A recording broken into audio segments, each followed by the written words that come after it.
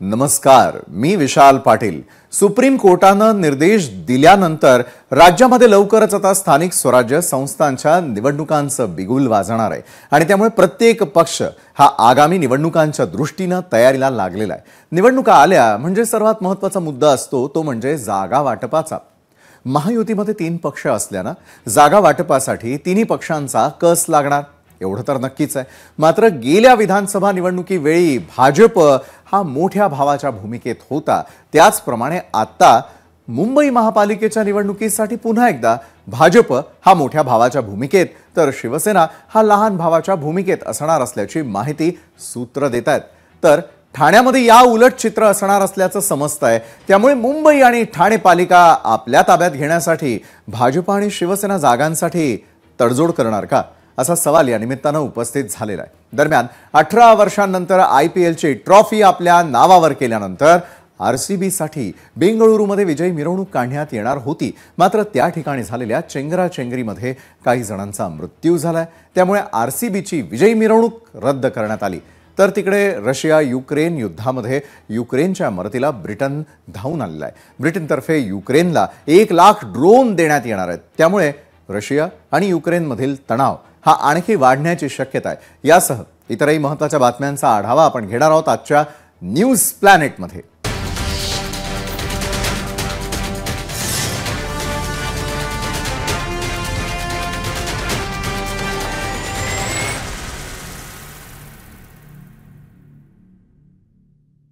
News प्लॅनेटचे सहप्रायोजक आहेत सपट परिवार, माझा चहा माझा परिवार। मुंबई महानगरपालिका निवडणुकीच्या जागा वाटपात भारतीय जनता पक्ष हा मोठा भाऊ असेल तर शिवसेना लहान भाऊ असेल अशी माहिती सूत्रांकडून कळतेय। तर ठाण्यामध्ये मात्र या उलट चित्र असणार असल्याचंही कळतंय।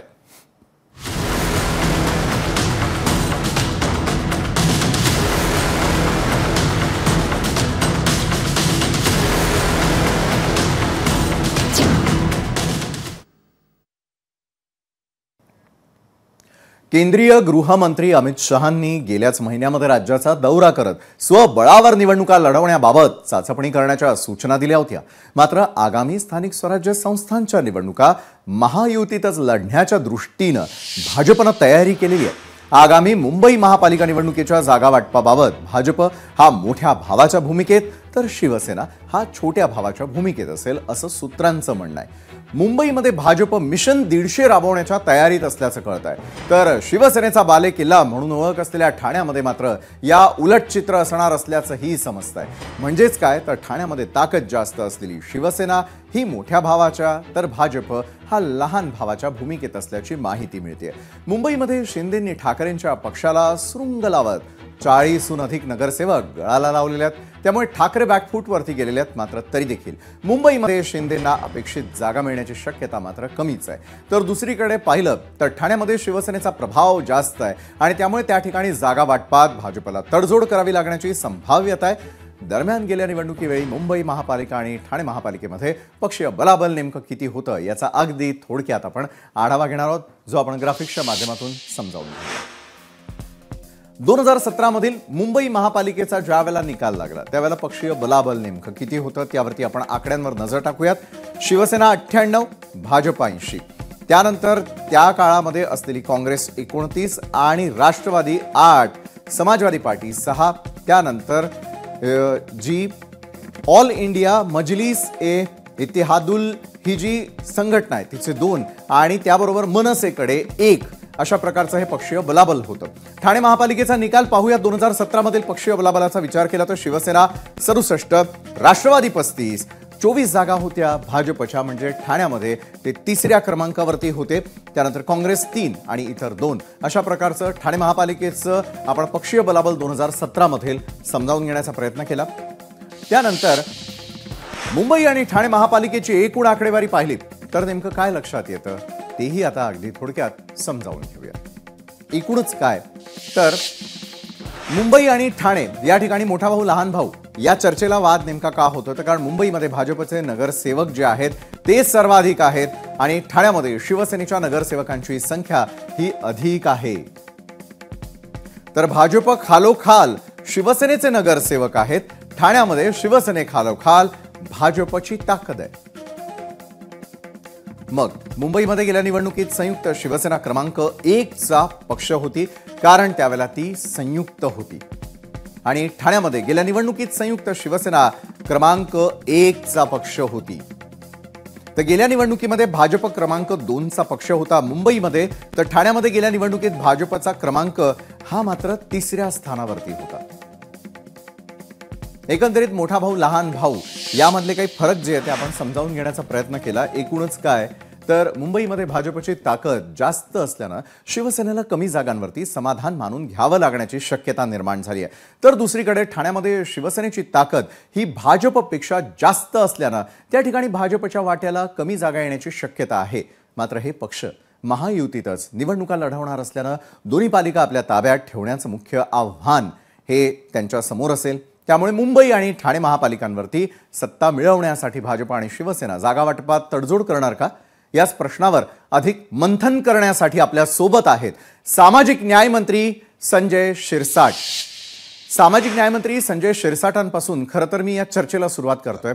संजयजी, एका बाजूला न्याय मिळवून देण्याची वेळ दोन्ही पक्षांच्या मुख्य नेत्यांवरती आलेली आहे. त्याचं कारण असं आहे की येत्या काळातल्या ज्या होणाऱ्या निवडणुका आहेत त्यामध्ये जागा वाटपाचं सूत्र कसं असेल. सर्वाधिक जी चर्चा होतीये मुंबई आणि ठाणे महापालिकेसंदर्भात.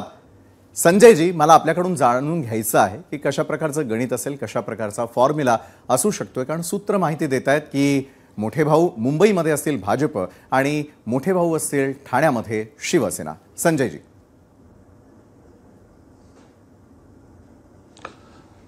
मुंबई महानगरपालिकेच्या निवडणुकीसोबतच महाराष्ट्रातील सर्व महानगरपालिकेच्या निवडणुका लागतात.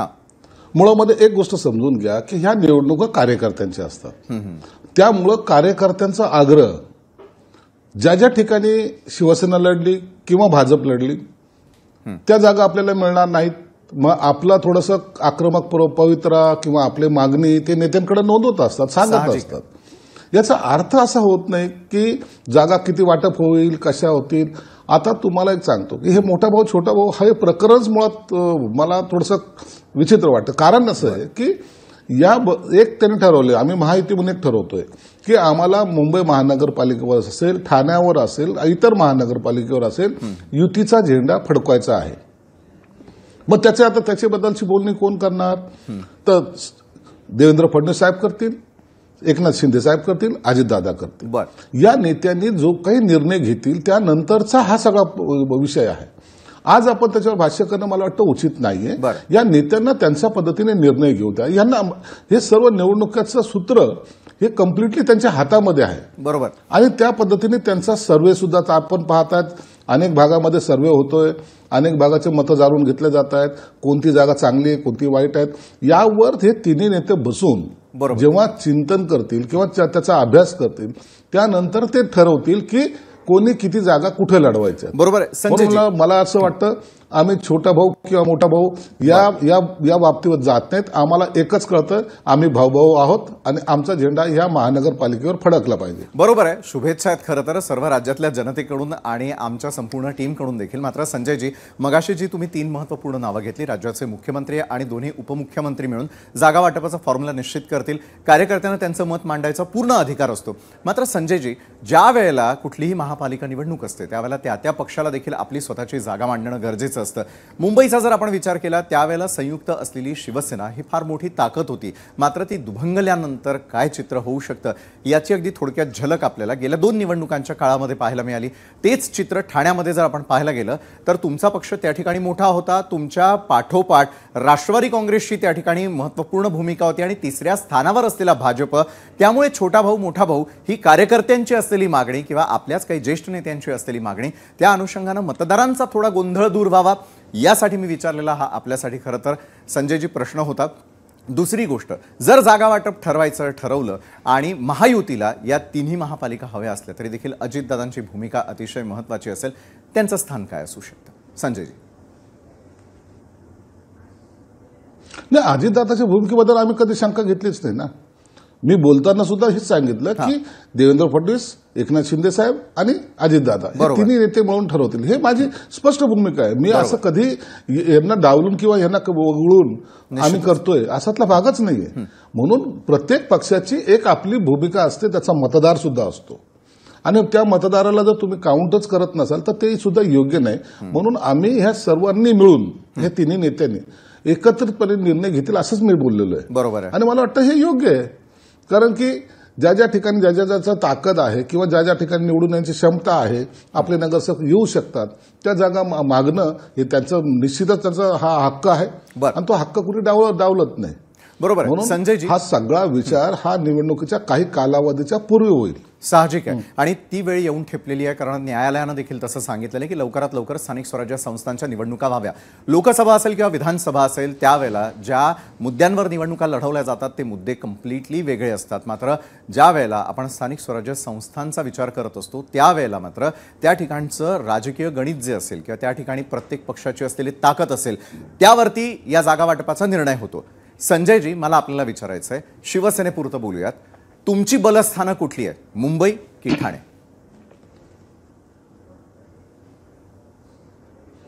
नाही, दोन्हीकडे आहेत. असं तुम्हाला याचं कमी जास्त म्हणून सांगता येणार नाही. बलस्थानं दोन्हीकडे आहेत. आता जागा वाटपाचा जो काही प्रश्न येईल ना, त्यावेळेला तुम्हाला फक्त जो काही आता तुम्ही सर्वे करणार आहात किंवा त्या ठिकाणची असलेली सिच्युएशन आजची काय आहे, या सगळ्या गोष्टीचा बारकाईने विचार करावा लागेल. बरं, मी हे म्हणत नाही आमचं बलस्थान मुंबई आहे, ठाणे आहे, मग भाजपचं आहे की नाही, आहे, निश्चित आहे. आम्ही असं त्यांनाही नाकारत नाही. राष्ट्रवादीचं आहे, काही ठिकाणी त्यांचं आहे, निश्चित आहे. आम्ही हे नाकारतच नाही कधी. आणि म्हणून ही युती करताना हा खरं तर तुम्हाला खरं सांगू का, ही कार्यकर्त्याची निवडणूक असल्यामुळे ना शेवटच्या टप्प्यापर्यंत त्याची बोलणी करावी लागणार आहे. बरोबर आहे. कार्यकर्त्यांचा आग्रह तुम्हाला माहिती आहे. कार्यकर्ता म्हणतो मी आता ही निवडणूक लढवू नये तर मग कोणती लढवायची. मग त्यामुळं त्यांचा जो आग्रह असतो ना, त्या आग्रह सुद्धा टाळताना किंवा मोडताना फार त्रास होतो नेत्यांना. त्यांनाही वाटतं की आपला कार्यकर्ता हा मोठा झाला पाहिजे आणि म्हणून मग एखाद्याला नाराज करणं हे नेत्यांना सुद्धा परवडणारं नसतं, नेत्यांना सुद्धा चांगलं वाटत नसतं. म्हणून हे थोडासा संयम आता राखून त्यांना निर्णय घ्यायचा असतो आणि हे छोट्या निवडणुकीमध्ये निर्णय घेणं हा सगळ्यात अवघड प्रक्रिया असते. मोठ्या निर्णय विधानसभा किंवा लोकसभेमध्ये एखाद्याला टाळणं हा काय इतका मोठा परिणाम होत नाही, पण छोट्या निवडणुकीमध्ये एका वार्डमध्ये एका प्रभागामध्ये 4-4 नाही 10-10 लोक इच्छुक असतात. त्या 10 लोकांना 9 लोकांना टाळून 10वेला तिकीट देणं हे सुद्धा फार जिकरीचं काम असतं. बरोबर आहे संजयजी. मी प्रत्येक पक्षासमोरची ही अडचण निश्चित समजू शकतो, कारण शेवटी कार्यकर्त्यांवरच पक्ष चालत असतो. संजयजी, मला एकनाथ शिंदेंच्या बाबतीत एक थोडंसं विचारावं असं वाटतं. जसं तत्कालीन ते मुख्यमंत्री असताना किंवा आता ते उपमुख्यमंत्री झालेले असताना लोकसभा आणि विधानसभा निवडणुकांच्या वेळेला भाजपनं केलेले सर्वे आणि त्याचं कारण पुढे देत जागा वाटपाचा तिढा सोडवण्याचा प्रयत्न त्यावेळेला करण्यात आलेला होता. मात्र त्याही वेळेला आपल्याला हव्या त्या जागा आपल्या पदरात पाडून घेण्यासाठीचे शिवसेनेचे प्रयत्न पूर्ण महाराष्ट्रानं पाहिलेले आहेत. आत्ता देखील मात्र ज्या वेळेला जागा वाटपाचा तिढा सोडवायचा असेल त्यावेळेला एकनाथजी शिंदे जे सर्व कार्यकर्त्यांना सोबत घेऊन चालतात, ते कार्यकर्त्यांच्या मनाचा, त्यांच्या निकालाचा किंवा त्यांच्या मागणीचा पुरेपूर विचार करूनच मग तिकीट वाटप होईल का? आणि राहिला प्रश्न मुंबई संदर्भातला, कारण मुंबईवरती शिवसेना आजपर्यंत आपला झेंडा रोवून होती. तेच चित्र येत्या काळातल्या निवडणुकांना आम्हाला पाहायला मिळेल का? सर्वाधिक जागा आपल्या पदरात पाडून घेण्यासाठी एकनाथजी शिंदे यांची शिष्टाई म्हणा किंवा त्यांच्या मागण्या मान्य होतील असं आपल्याला वाटतं का? संजयजी, बघा, मुख्यमंत्री एकनाथ शिंदे होते त्यावेळेला ते कधी मुख्यमंत्र्याच्या भूमिकेत राहिले नाही. आता उपमुख्यमंत्री आहेत ते कधी त्या भूमिकेत नाहीत, ते कार्यकर्त्याच्या भूमिकेत आहेत. बरोबर आहे. आणि म्हणून त्यांना ग्राउंड लेवलवर आज जरी तुम्ही पाहिलं एखादा गणपती उत्सव असेल तर एकनाथ शिंदे सकाळी 4 वाजेपर्यंत फिरतात. हे महाराष्ट्राने पाहिलेलं मुख्यमंत्री असताना. आताही तुम्ही पाहाल त्यांच्या ठाण्यामध्ये जाऊन पाहाल किंवा इतर ठिकाणी जाऊन पाहाल, कुणाचं लग्न असेल, मौता असेल किंवा कोणताही कार्यक्रम असेल ते कधीही टाळत नाही. म्हणून कार्यकर्त्याशी निगडीत असलेला हा नेता आहे. म्हणून त्यांना ह्या गोष्टीची जाणीव आहे की आपल्याला नेमकं काय करायचंय. बरोबर आहे. आपला कार्यकर्ता आता इतके पक्षप्रवेश होतात. तुम्ही पाहताय मुंबईमध्ये रोज पक्षप्रवेश होत आहे आणि चांगले कार्यकर्ते येतात. मग त्या कार्यकर्त्याला दिलेल्या आश्वासनाचं काय, मग त्यांच्यासाठी आपण भांडलं पाहिजे का किंवा प्रेमाने जागा घेतल्या पाहिजेत का, या सगळ्या गोष्टी ह्या शिंदे साहेबांच्या डोक्यामध्ये असतात. आणि म्हणून ते कधीही कार्यकर्ता हा प्रायोरिटी हा त्यांचा बाणा असतो. उगच म्हणून नाही, चलो लढणे का म्हणून लढणे का नाही, असं नाहीये. तुम्ही पाहिलं लोकसभा, ग्रामपंचायती पाहिल्या असतील, लोकसभा त्याच्यानंतरच्या पाहिल्यात, विधानसभा पाहिलेल्या आहेत. कार्यकर्त्याला पूर्णपणे बळ देणारा नेता म्हणून त्यांच्याकडे पाहिलं जातं. बरोबर आहे. आम्ही जे निवडून आलोत ना, त्यामागे सुद्धा त्यांचं बळ हे आम्हाला कामी आलेलं आहे. अहो, विधानसभेच्या टायमाला तर एकेका मतदारसंघामध्ये जाऊन बसणे, ठाण मांडणे, स्वतःचा मतदारसंघ सोडून असा नेता पाहिलेला नाही. आणि त्यांना जे जे काही अडचणी असेल त्या सोडून, मग ते विरोधकाचे असतील किंवा असं म्हणजे पक्षातले असतील, या सगळ्या अडचणीवर मात करून एवढा जो स्ट्राईक रेट ते आणतायत ना, हे त्यांचं मेहनत नाही का? म्हणून ह्या निवडणुकीमध्ये सुद्धा कार्यकर्त्याला वायरावर सोडणार नाही, हे आम्हाला खात्रीने सांगायचं. बरं संजयजी, तुमच्याशी बोलताना एक गोष्ट मला जाणवतीये की एकनाथ शिंदेच्या स्वभावासंदर्भात आपण बोललेत. राज्याचे उपमुख्यमंत्री आहेत ते. जसं तुम्ही म्हणालात, कार्यकर्त्यांसाठी जर धावून जाणारा हा नेता असेल तर त्यांच्या उमेदवारांसाठी देखील तो तितकीच धाव घेणार. मात्र दुसरीकडे एक मुंबईमध्ये सर्वात मोठं आव्हान समोर येण्याची शक्यता आहे. जसं की आदित्य ठाकरेंनी, उद्धव बाळासाहेब ठाकरेंच्या शिवसेनेकडून एक वक्तव्य झालं की मनसेला त्यांनी ग्रीन सिग्नल दिल्याचं पाहायला मिळतंय. उद्या जर फ्युचरमध्ये अशा प्रकारचं गठबंधन त्यांचं पाहायला मिळालं तर तुमच्या समोरच्या अडचणी वाढतील का? मग अशा वेळेला तुमची स्वतःची स्ट्रॅटेजी काय असू शकते, रणनीती काय असेल? कारण रणनीतिकार म्हणून देखील एकनाथ शिंदेंकडे पाहिलं जातं. संजयजी, आता तुम्ही कालचे स्टेटमेंट आहे ना, तुम्ही असे डायरेक्ट सांगताय की त्यांनी मनसेला काहीतरी आव्हान दिलं किंवा त्यांना सांगितलंय, हाक दिलेली. तुम्ही ते स्टेटमेंट एकदा पहा. कोणताही पक्षाचा नेता जर महाराष्ट्राच्या हितासाठी आमच्या बरोबर येत असेल तर आम्ही त्यांना बरोबर घेऊन जायला तयार आहोत. कुठे त्यांनी पक्षाचं नाव घेतलं? परंतु बोलताना असं बॅलन्स बोललं गेलं की आम्ही त्यांना सांगितलं आमचे दरवाजे उघडे आहेत. अशाने युती नसते होत. तुम्ही समजून घ्या ही गोष्ट. त्यांनी हे जनरल बोललंय. मग कोणत्याही पक्षाचा नेता, मग सपा बरोबर तुम्ही जाणार आहात का? तुम्ही एमआयएम बरोबर जाणार आहात का? त्या पक्षाचे लोक नेते तुम्हाला हाक दिले तर तुम्ही त्यांच्यावर काम करणार आहात का? या अनेक अर्थ त्याच्यात लावू शकतो आपण. म्हणून मनसेला दुखवायचं तर नाहीच, पण युती पण करायची नाही, हे त्यांची ठरलेली स्ट्रॅटेजी आहे. मी वारंवार हे सांगत आलेलो आहे. आणि आम्हाला दरवेळेला सांगतोय आम्ही की हे त्यांना हे नको होते, म्हणून त्यांनी त्यांच्याशी म्हणजे जे काही झालं त्या काळात ते सर्वांना माहिती आहे, म्हणून ते बाजूला झालेले आहेत. भविष्यामध्ये ते एकत्र येईल अशी शक्यता कमीच आहे. बरोबर आहे. तुमची रणनीती काय असेल? तुम्हाला कुणाकुणासोबत जायचं आहे? संजयजी, अगदी थोडक्यात. आमची रणनीती स्पष्ट आहे. आम्हाला माहिती बरोबर राहणे आहे. शिवसेना, भाजप आणि राष्ट्रवादी आम्ही मिळून निवडणूक लढवणार आहोत. आणि त्यामध्ये इतर म्हणजे कोणी आणखीन जर आमच्या बरोबर येत असेल तर त्याचा विचार सुद्धा ऐन वेळेला त्या वेळेला त्या सिच्युएशननुसार एकनाथ शिंदे साहेब घेतील. परंतु आम्ही महायुती म्हणूनच हे निवडणूक लढवण्याच्या मनस्थितीत आहोत. नक्कीच. धन्यवाद संजय शिरसाटजी. राज्याचे सामाजिक न्यायमंत्री आपल्यासोबत जोडले गेलेले होते.